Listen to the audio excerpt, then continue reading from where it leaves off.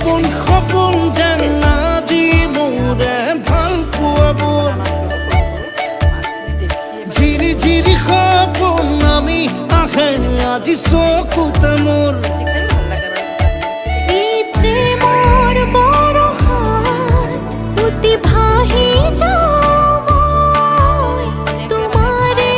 বুকুতে জীপাল সজীৱা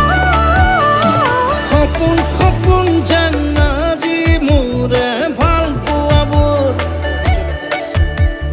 ঝিৰি ঝিৰি সপোন আমি আহে আজি চকুতে মোৰ আমাৰ ল'ৰাহঁতে বগা হৈ থাকিলে বেয়া পায় অকণমান একদম কিঞ্চিত হালধিটো যাতে চেণ্ট নোলায় আৰু কালাৰটো খালি অকণমান হালধীয়া হয় আৰু অকণমান নেমু ৰস দিছোঁ 1 চামুচ দি গোটেইখিনি বস্তু ধুনীয়াকৈ মিলাই লৈছোঁ আৰু এয়া চাওকচোন মানে মেহনত অলপ হয় বস্তুটো বনাবলৈ কিন্তু খোৱাৰ কাৰণে মজা আৰু দেই খাবলৈ কিন্তু ভাল হয় হেল্ডি হয় তেলৰ কোনো প্ৰয়োগ নহয় আৰু এইটো মানে খুবেই ভাল খোৱাটো অকণ বগা সৰিয়হ পেষ্ট দি দিলোঁ আৰু অকণমান কম হোৱাৰ যেন পালোঁ মই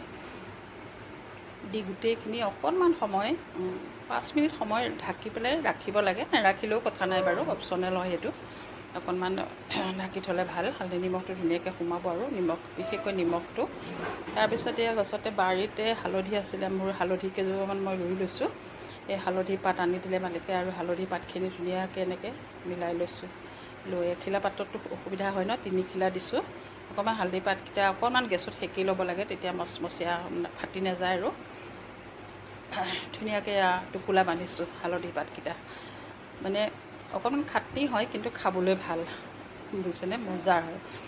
এয়া টোপোলা বান্ধিলোঁ বান্ধি মই এতিয়া জুইত নুপুৰোঁ কিন্তু মোৰ জুইৰ অসুবিধা হয় আৰু গৰম দিনত জুই ধৰিবলৈ এলাহো লাগে ন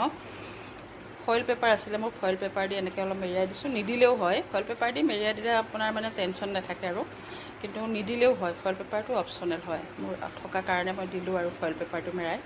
এনেই বান্ধি দিলেও হয় তাৰপিছত এই পুৰণা কেৰাহীখনতে গেছতে উঠাই দিলোঁ দি ঢাকি দিলোঁ আধা ঘণ্টামান লাগিব আধা ঘণ্টামানৰ পিছত এয়া চাওকচোন হৈ গ'ল মানে কেনেকুৱা ধুনীয়া টেষ্টি হৈছে পাতত দিয়া মাছ